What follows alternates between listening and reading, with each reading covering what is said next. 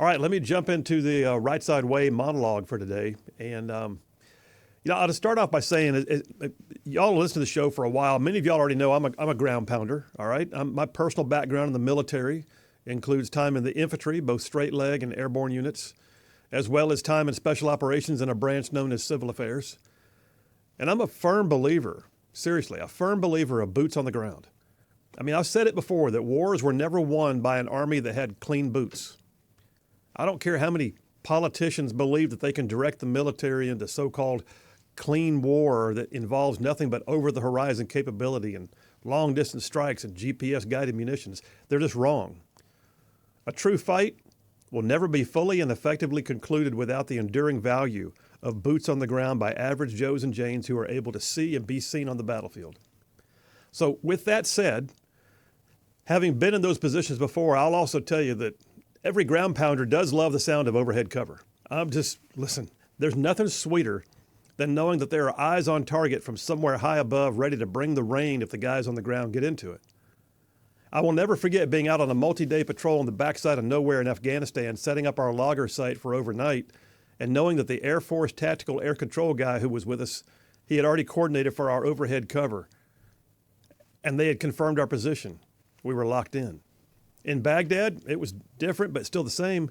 Nothing compares to going door to door in a cordon and search with Apache gunships flying figure eights over your head at rooftop level.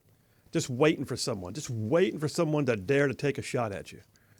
And the overhead cover guys, they always had the best call signs, like Ghost Rider and Night Stalker and Spectre.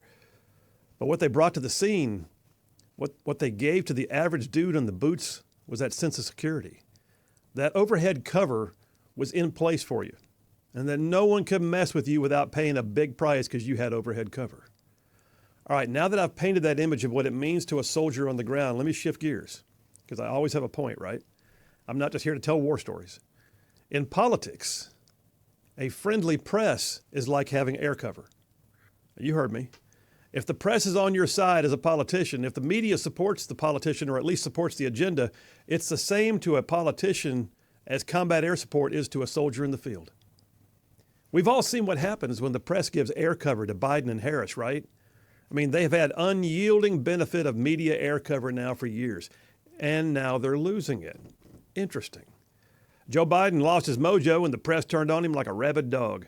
And now Kamala is showing cracks in her air cover as the media outlets begin to realize they may have picked the wrong horse in this race.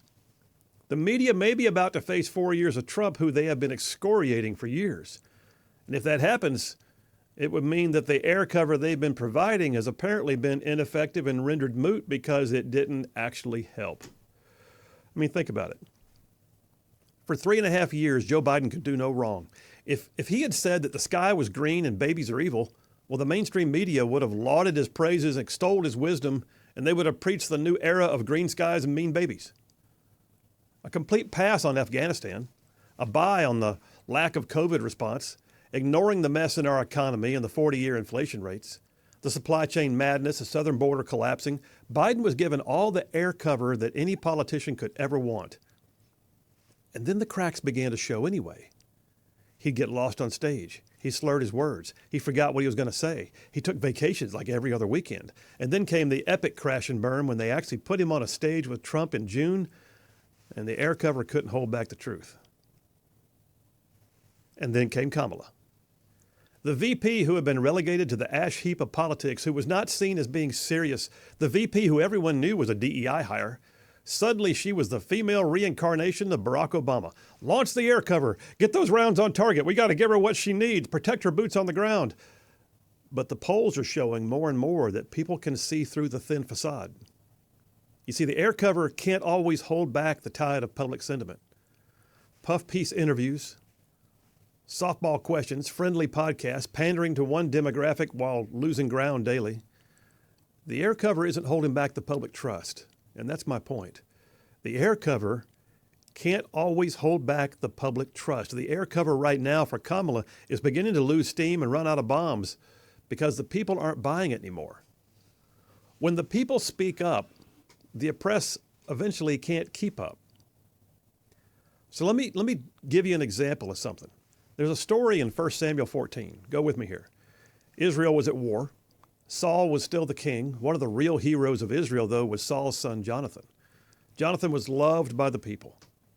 And Saul, he was known for being reckless at times. He thought it would be a great idea in the middle of a major battle with the Philistines to announce that if any of his men was caught eating during the battle, that they would be executed. Made no sense. So the troops couldn't eat, and they were getting faint. It was not a good plan, but he was king. So the edict was issued, all right? He had his air cover by the proclamation that was issued. But then Jonathan never got the word. So we're told in 1 Samuel that Jonathan found some honey and he ate it and he felt strengthened by it for the battle.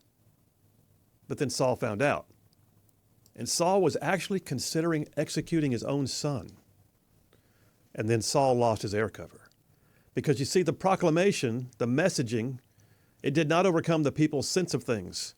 And in 1 Samuel 14, 45 through 46, it says, here's the actual verse, it says, "But the troops retorted, 'Jonathan, who saved Israel today, shall die? Far from it. We vow by the life of God that not one hair on his head will be touched, for he has been used of God to do a mighty miracle today.' So the people rescued Jonathan, and then Saul called back the army, and the Philistines returned home." That's a direct quote. Let me paraphrase it for you, though. The troops retorted, it says? Well, a retort is a stiff reply. Really, it's almost belligerent. It's argumentative. They weren't taking this up for debate. They were telling the king, that's not going to work. And then they basically said, well, by God, that's not going to happen. He's the reason why we even had a victory. You're not touching a hair on his head. We don't care if you're the king. We don't care what air cover you have. He's the only one among us who's been in God's will all along. And then it says this, the thing that it really gets you when you look at the end of the story. It says that Saul just quit the battle altogether and let the Philistines go home. He just quit. He let his enemies go because he didn't have the people's good sentiments anymore. He lost out on all the headlines. His air cover was gone. Well, take note in the story that I just related that nobody threatened the king per se. No one raised a finger to him. No one insulted him or renounced him as their leader. But they did say enough's enough.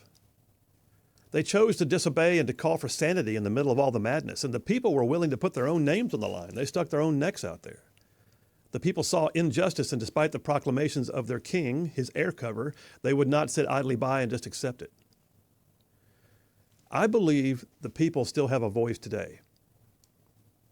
I believe the people can still affect change. And that people can still band together and make themselves known, even when the media wants to gaslight you. When the media wants to tell you that what's wrong is right and right is wrong, it's still possible for truth to actually win out.